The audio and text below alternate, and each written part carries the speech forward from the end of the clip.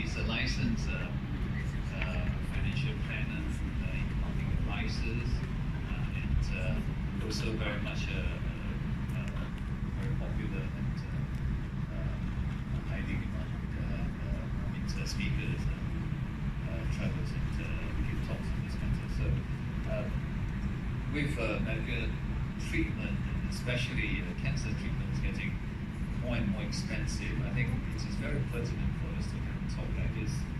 If not, just to plan for our eventual treatment ourselves. Mr. Thong, you have the floor. Thank you very much.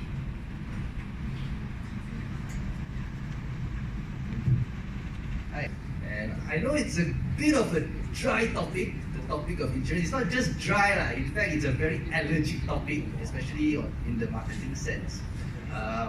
Yeah. But don't worry, the topic dry, speaker not so dry, except for a few jokes. And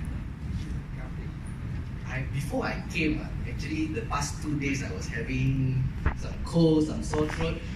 But this morning I woke up feeling much better, which means somehow God or the heavens have declared that I must come here and speak to all the good doctors, ladies and gentlemen here, okay? So the have and the have-nots, why I label it like that? Because, you know, when it comes to insurance, we either have or we don't have it at the time of need. We can't get it by the time something has happened. It's too late. It's just like if we happen to stand, everybody remembers September 11, right? Yeah, the Twin Towers. If we happen to stand at the top of the building and we see a plane coming and to hit the building, if we have a parachute, we have a chance. If we don't have a parachute, then it's sayonara, au revoir, shoes. Annyeonghaseyo. By the way, do you all know that in Korean there are 2 ways to say goodbye? Anyone know? No. Ladies, you all don't follow Korean drama. Wait. Did someone say anything? No. Whoever get the right answer got prize from me later, got ang pao. Okay, there are 2 ways to say goodbye. It depends on which angle you are saying it.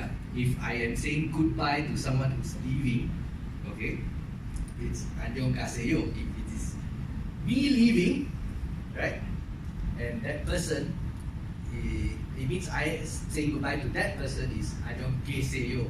Okay, so if let's say I were to, for example, die or go to heaven prematurely, then it will be annyeonghaseyo lah. Thinking back, I'm probably one of in the days leading to September 11, I was probably one of the last Malaysians to see the Twin Towers with my own eyes, before a bunch of jokers decided to fly planes into the towers and make them collapse. But anyway, I'm not going to go on a round trip halfway around the world. Let's come back to the topic. Okay? University. The same university as Mr. Bean. Try as I might, I could never act like him. Okay, so I had to find another career. But I never did engineering as well. So if you ever go and see some project there with a consultant engineer, my name, please don't invest. Sekali jadi Highland Tower. Then, 15 years I've spent in the financial services industry. So my knowledge of financial products, applications, it's not just good, it's very good. My passion is in helping people to improve their financial situation, regardless of market condition, so that they can give the best to their children and at the same time have a comfortable retirement. I mean, at the end of the day, we have families, right? Anyone here, by the way, out of curiosity, still single? Any gentlemen at the moment? What? Anyone still single? Lucky for mine. I thought we might have some very 2 little devils, age 6, age 1, both born premature, but healthy just premature. Right? So it's a magical moment whenever we have kids. But the reason why I show you this is because difficult to raise a family, very challenging nowadays. Not as simple as before, especially in rising costs, with the ringgit having a track record of falling for the longest time and depreciating. Things are getting so expensive. Right. Which reminds me, talking about education for children. There was, tell you a joke. Last session, I think we less formal. Tell you a joke. There was this gentleman. He once had 3 sons. Okay, 3 sons. He educated them, and they became very successful. 3 different careers. Cancer fit in. A lot of times when advising clients, one of the things I like to say is, when it comes to insights, we need to have 3 R's. The first R is called the right type. Okay? It's just like, if let's say, you know, KL, Malaysia, famous for rain in this country. To prepare in case of rain, we buy umbrella. The umbrella that we buy, right, got a lot of different size one. You can buy outside coffee bean those oversized umbrella. But when you try and open, before you can open, the umbrella collapses back on you. Too heavy premiums too heavy, you cannot drop. The other type of umbrella, you know, you order cocktail, there's an umbrella there, right? Kiki Mayo one. And you open, only can cover the finger. Doesn't cover you properly, no? So that's called the wrong type. Okay? So when in insurance, same application, you have got to get the right type to cover what you need. And cancer will fit in if you have hospital and surgical, or if you have critical illness cover. I mean, you can't get personal accident and then hope to cover on a disease. You can't get personal accident and hope to cover on a disease, right? So I think that's quite straightforward. Next, okay, Marie, in accordance with the Health Care Act. Okay. This is a case study of what we had a dispute before.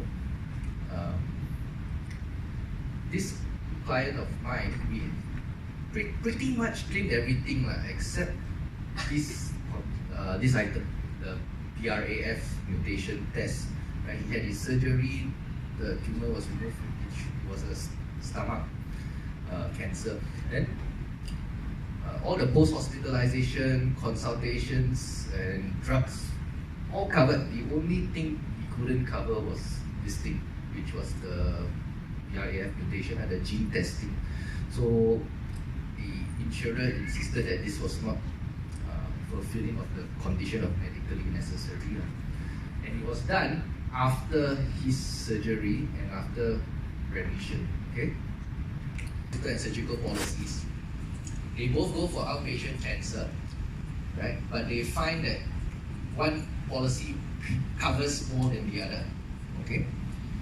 And why is that so? Because there could be different definitions in the policy on what is covered under outpatient cancer treatment, right? And one of the key differences is this statement here, right, where it says here, such treatment, let's say radiotherapy or chemotherapy, including consultation, examination tests, and prescribed take-home drugs is included. Now, there may be other policies. Now I'll show you another example.